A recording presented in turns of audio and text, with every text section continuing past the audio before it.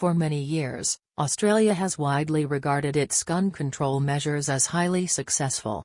However, last night's terrorist attack at Bondi Beach in Sydney, carried out by a father and son, has challenged that perception. The attack has resulted in 16 deaths and more than 30 injuries.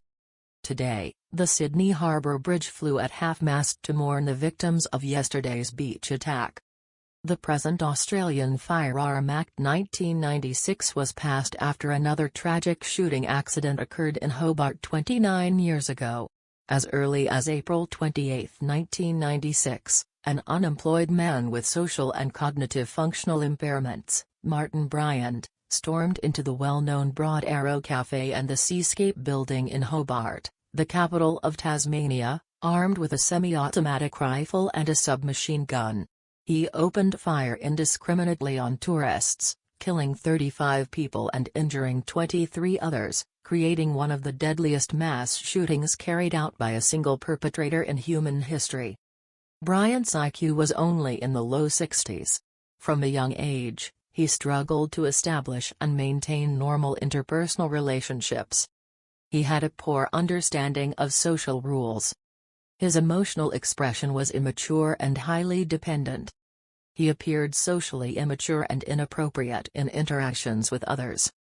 During his school years, he was frequently ostracized and mocked by classmates, disliked communicating with others, and later, under his father's influence, came into contact with firearms inappropriately, laying the groundwork for the tragic shooting that occurred in 1996.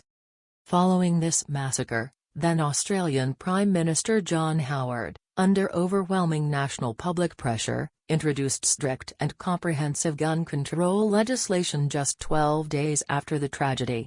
This resulted in the National Firearms Agreement 1996, Firearms Act 1996. The legislation restricted private ownership of high-capacity semi-automatic rifles, semi-automatic shotguns, and pump-action shotguns, and introduced a uniform national firearms licensing system. The 50-year-old father was a member of a gun club, which meant he legally owned firearms. Official reports state that he owned 6 guns.